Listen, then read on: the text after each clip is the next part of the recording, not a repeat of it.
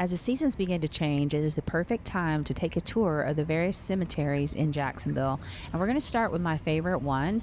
This is just Jacksonville City Cemetery, and it's located off of Church and on the south, just south of the square. This information that I've gotten today is from the walking tour of the historic Jacksonville City Cemetery. So this is just some written information that we've located. Many of the graves in the cemetery are only marked with stones. The names of these people are unknown. It is anticipated that many more veterans from the war were buried here, and that would, of course, be the Civil War. Also, there are a lot of slave graves. There's one that has 8 slaves buried in one grave with one marker erected by the Hoke, Abernathy, and Forney families in honor of the slaves that served them.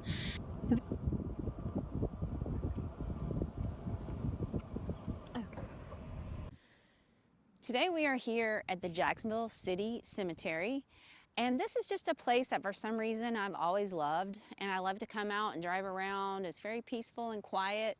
It's very pretty. Lots of cool old graves here. We're going to learn a little bit about it with you because we also don't really know much about it, but we're about to find out some information about it and share it with you guys. So first, I would like to note that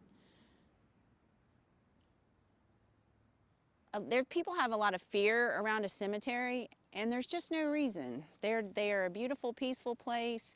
My dad always said your best neighbor was a cemetery because they're not going to be loud. They're not going to steal anything from you.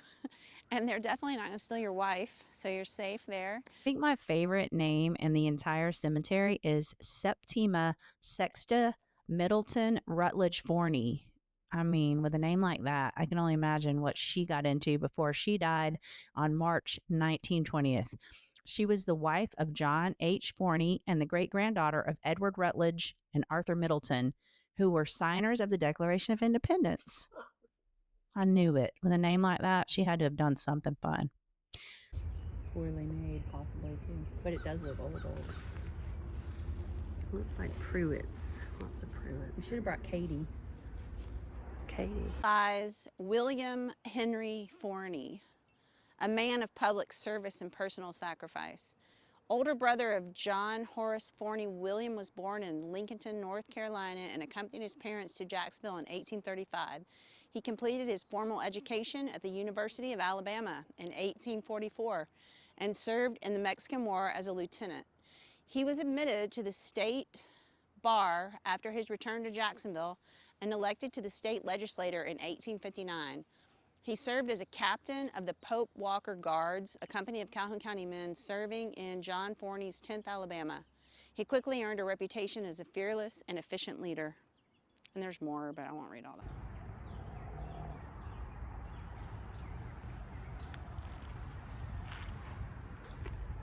Sometimes also you'll see like a person that's passed away and there'll be multiple baby graves around them, and that's always wild too. Sometimes you'll see 5 children that passed away. Very sad. I always like to walk around and look at the names and the dates on these. This lady died on October 31st of 1911. We've got a 1980 or a 1888 over here. 1888. These are Nisbets, and that is like from Nisbet Lake Road in Jacksonville, so that's kind of cool.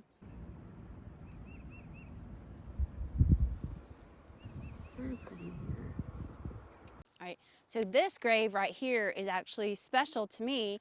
This was my great Aunt Ruby, who died. She died about 15 years ago. And this is her grave. I say 15 years ago, I didn't even look at the date, but I think that's right, because Zoe, I think I was pregnant with Zoe. But my mom's dad, who passed when he was in his early 40s, this is his grave. His brother, who died in a motorcycle accident in the 1940s, is here. And Carrie was the mother, and then Aunt Ruby's over here. And her husband, Oxford, who was an orphan, actually, is right here. So anyway, I'm sure my mom had something to do with these flowers being here. But anyway, it's a nice, peaceful spot. All right, so I'm going to tell you 3 interesting things about my Aunt Ruby, who is buried here. My Aunt Ruby was a very, very eccentric woman. She probably died leaving, she was worth millions and millions of dollars. It was very interesting because she was so tight that we might get a jar of pennies for Christmas. Or one year, my brother and I got a peanut butter cake cut in half. He got half, I got half. And she was just so funny though. Her pants would go in and out of style. She ended up being about 94 years old. So when bell bottoms would go out of style, she'd tack them and then they would be tight. And then when they went back out in style, she'd untack them. So then they were bell bottoms again. So she was, nobody ever had her outfit on. She would be in a completely unusual outfit. And she also cut her bangs up to about right here because she didn't want to get them done herself. She wanted to do them herself. So they're about this long. And they were red, and she was adorable, and she was funny and fun, but she would also get in a fight with the garbage man because she lived alone. She didn't have a lot of garbage and didn't understand why she had to pay the same amount that the neighbor did. So she'd go out and yell at the garbage truck man because it's all his fault somehow. But she was a very fun aunt.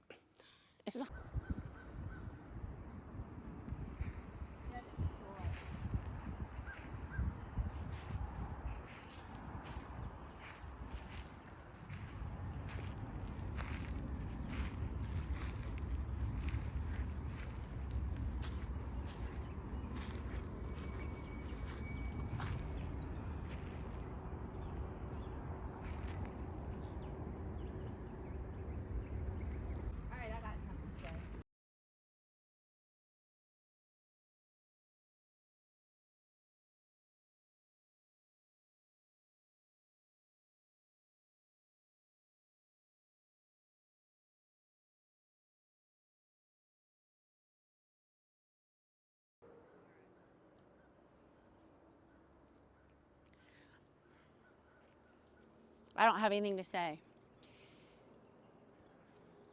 This is William Wilson. But what a nice little spot to be buried right here under this beautiful tree. God, but the roots would be all in the way.